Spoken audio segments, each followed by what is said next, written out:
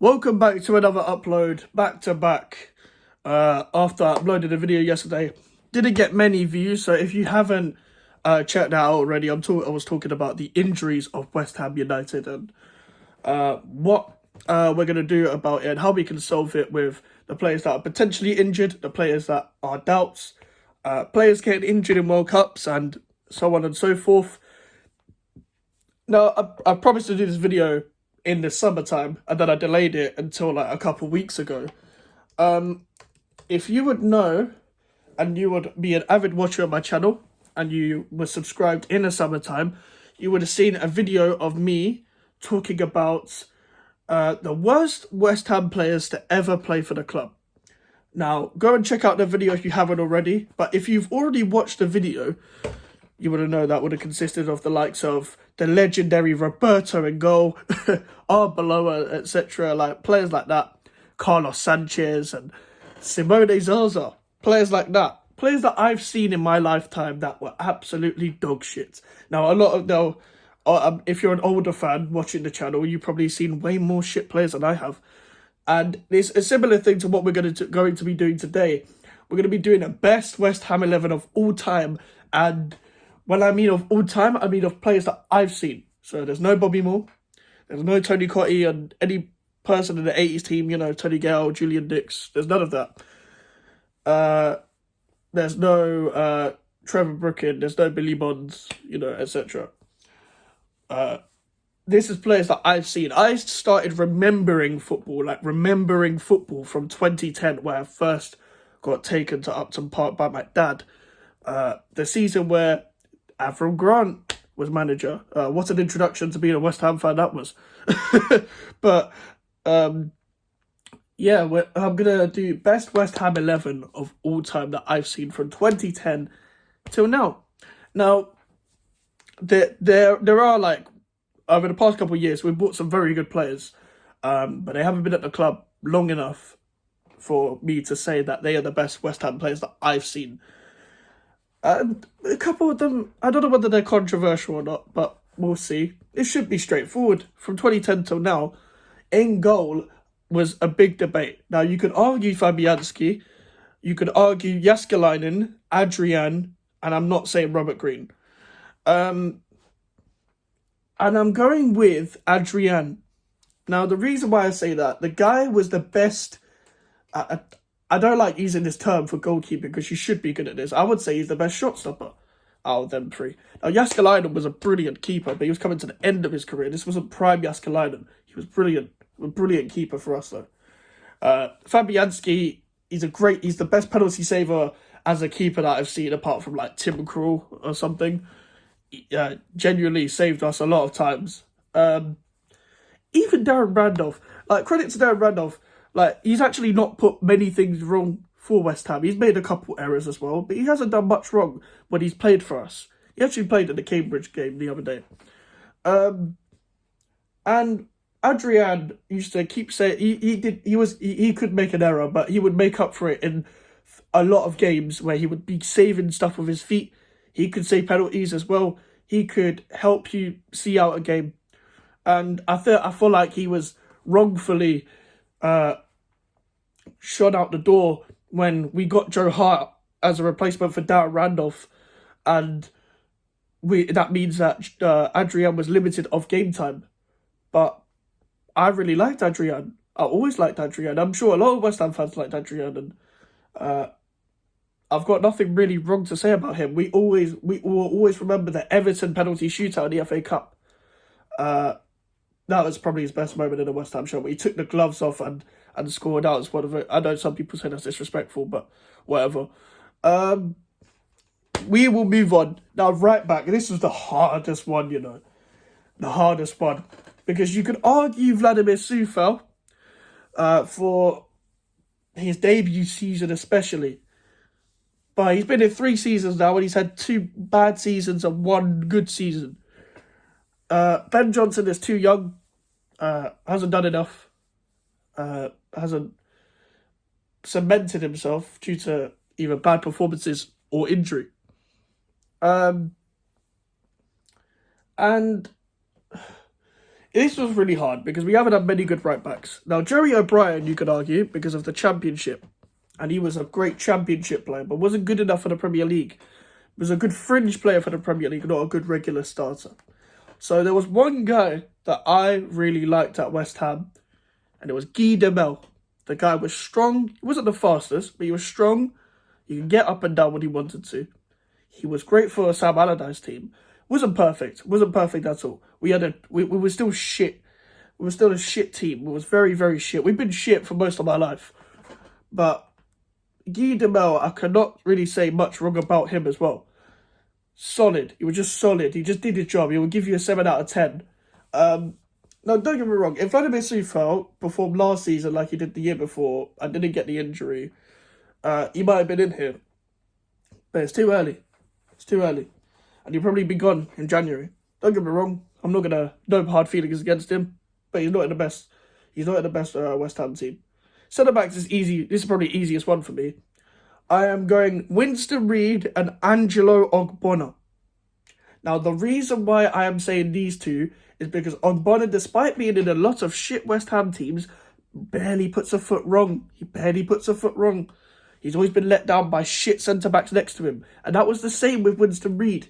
Now, honourable mentions, by the way, James Collins and James Tompkins. Great servants for the club. Nothing against them. But they weren't better defensively than Reid and Ogbonna. Ogbonna is better, one of the best I've seen at reading the game at West Ham. And he's decent with the ball. He's not overly, he's not a guy who will ping it all the time, but he's decent. Always had the left-footed balance, suffered with injuries as well. I don't blame him for how shit West Ham were over the years. And Winston Reid, it's the same thing really. It's great for, especially in the Sam Allardyce team, for example, got really unlucky with a bad injury. I reckon we didn't see enough of the Ogbonna Reid partnership, and I reckon we could have, if we had a better defensive structure, we could have seen more of that partnership together. Now again, another hard one, by the way, is left back. Excuse me. At left back, we haven't had many good ones.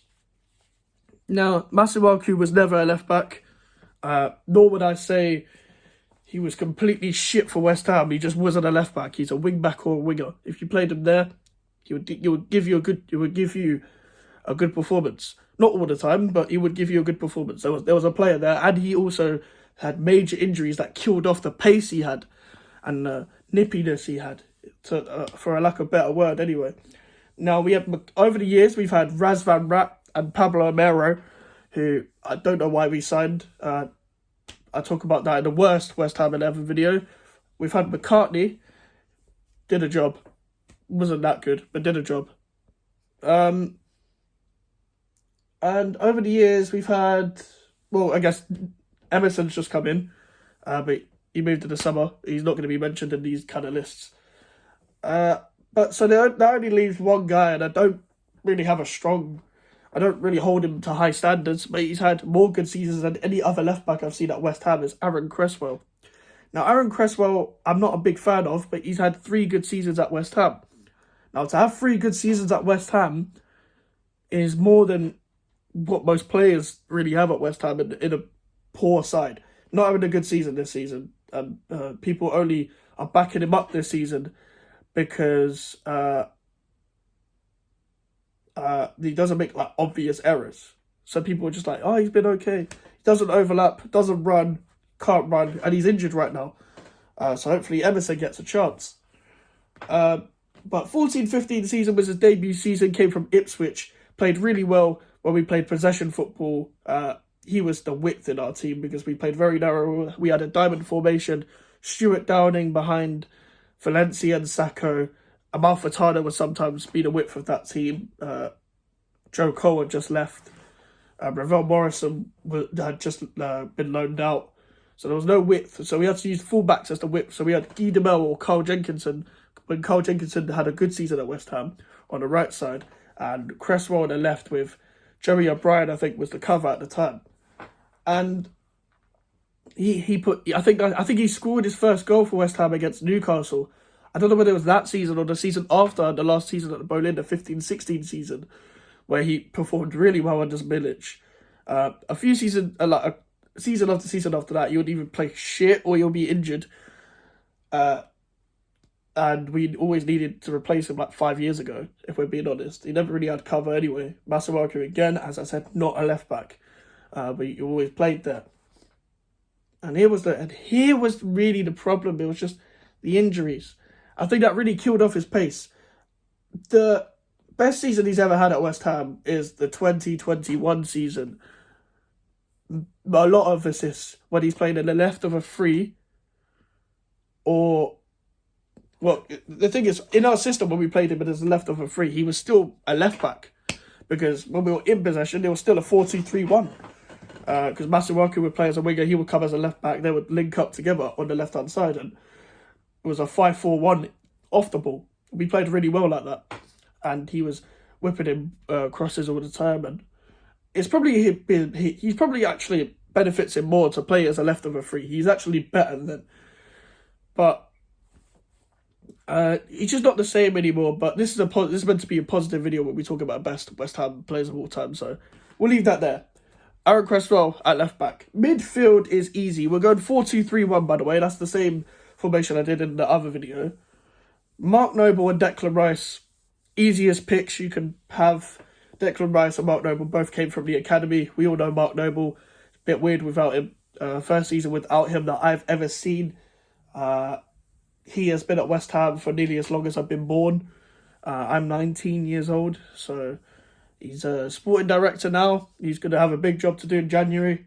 I know a lot of older fans would see him as West Ham manager one day. I do not want a former West Ham player as manager, because people would be so biased that the club would get really toxic. But credit to Mark Noble, always put in a shift, cared about the club, outspoken, great captain. He didn't start. It was very unsure whether he would start off as a great captain because Kevin Nolan was our captain at the time, and then it got passed over, and then all of that. And Declan Rice, what else can I really say about him? Started off as a centre back, but could always play midfield. But was mainly a centre back, but became a midfielder, and hasn't put many foots wrong. He had a shaky start to his West Ham career, and he hasn't had a great season this season. But overall, he's been brilliant for us, and I'm forever grateful for what he's given to the club, and all the best to him when he leaves in the summer. Now, just in front, in the number 10 role, I'm going to say Kevin Nolan.